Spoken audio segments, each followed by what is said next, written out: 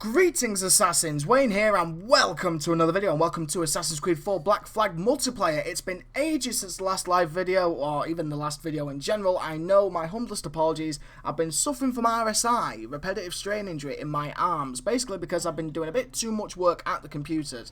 It's been bad for the last 2 weeks, but I've been touch and go with it for the past 3 months, and finally I've been given medication. I've finally seen a doctor.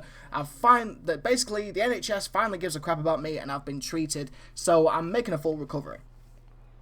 Before we get on today's topic, which is of course Assassin's Creed 4 1 year later, I would very much like to thank every single one of you, the subscribers, because I've been making content for 2 years now and it's been an absolute joy. It's been a complete and total pleasure making videos for you guys. I really enjoy it, I love it, and I'll tell you what, I'm not going to stop anytime soon, AC multiplayer this year or not. Anyway, let's get on to multiplayer.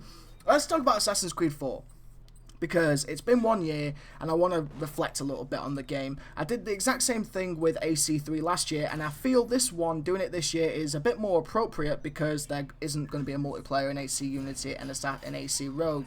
So yeah, I do feel the real need to talk about the multiplayer a little bit, talk about its past, how it's been, the good, bad, downright ridiculous, and maybe 1 or 2 things that could be done with AC4, because I still think 1 or 2 things could be done, but we'll get to that.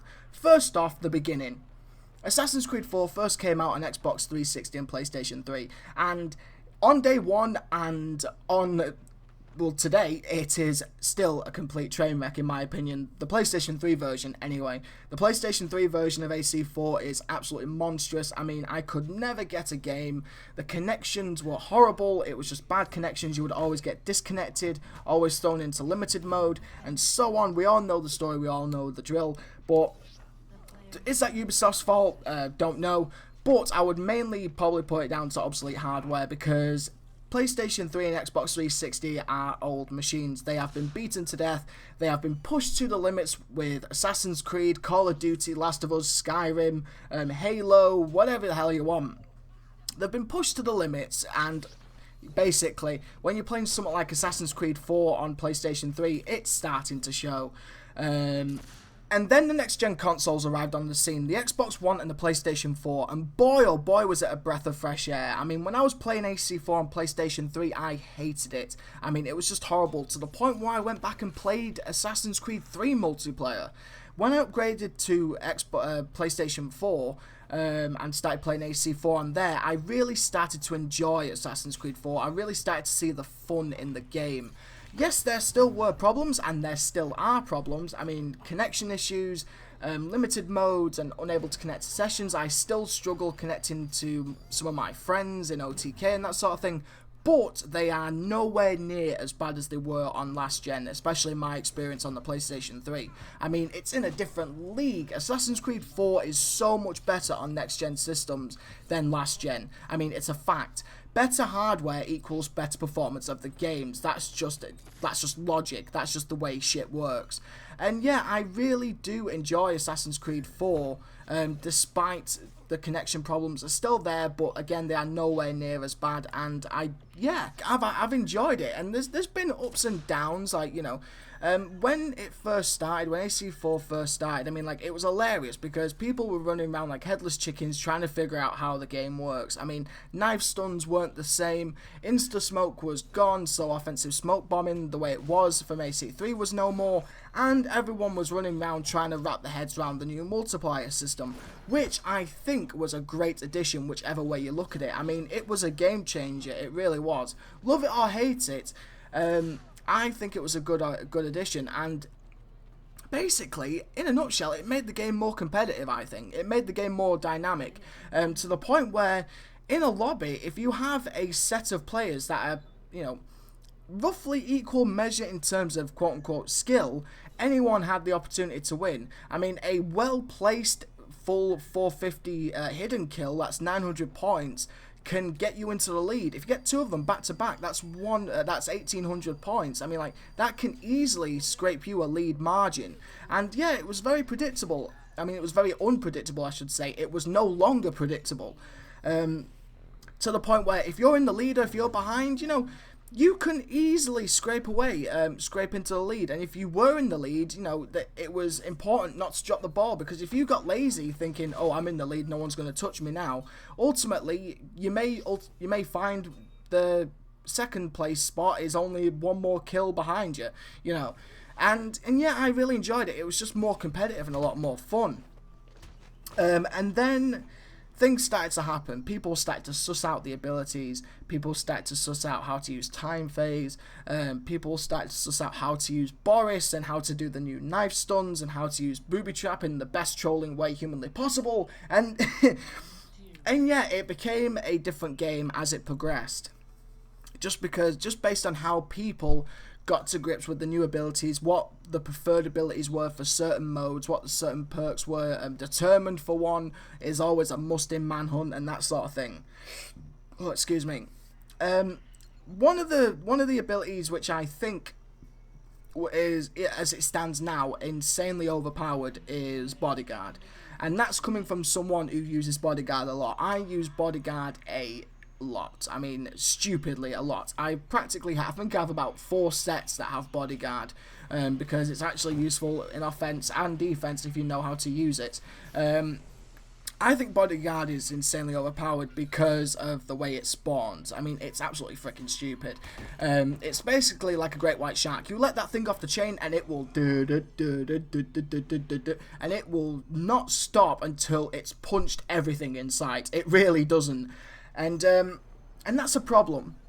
But it's not necessarily the problem that it targets players if you don't have them locked. It's the spawn that's the problem. Because there is a way to have it spawn over a distance. I'm not completely sure how it works, but I believe it's based on NPCs within your area and within your line of sight. But don't quote me on that. So yeah, that is the problem. It's the ability to throw it and have it spawn in a distance. That's the problem, because you can just get hit from behind out of nowhere and you think, oh, what the hell's going on? My target's over here. How come the Bodyguard just came from over here? You know what I mean? In the opposite direction.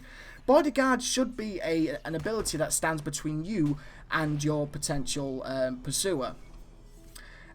Which is why if I was given the keys to the kingdom, if I could make the changes, I would change Bodyguard to the point where it could only spawn within your proximity, which means an NPC has to be within your proximity. Say, well, what's the range? What's the decent range? Maybe what? 6 to 8 feet. Maybe that'll work. 6 to 8 feet radius. Bodyguard can only spawn within that specific radius, and to have it work, ideally, you have to have it locked on. You have to have your pursuer locked on. I wouldn't mind the ability to have it free roam and kind of have it home in on a target, but there has to be parameters put in place. Probably the best one I can come up with is the Bodyguard will not be able to home in on a pursuer if that pursuer is in a blend group. If that pursuer is in fact hidden, then a Bodyguard should not be able to detect him. That's the way I see it. If the pursuer is walking towards you and he's out in the open, he's fast walking, like, yeah, he deserves a slap from Boris, in my opinion. So yeah, but if he's hidden and he's playing stealthily, the Bodyguard shouldn't be able to go, ooh, blend group, oh there we go, I'm just going to go hit him. Maybe possibly a proximity around the Bodyguard, so even if the pursuer is in a blend group and he gets too close to the Bodyguard will still be able to detect him.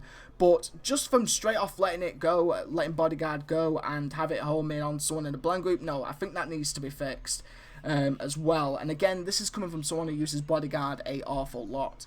But at the end of the day, there is a big difference between me giving feedback on the current state of the game and actually having that feedback acted upon.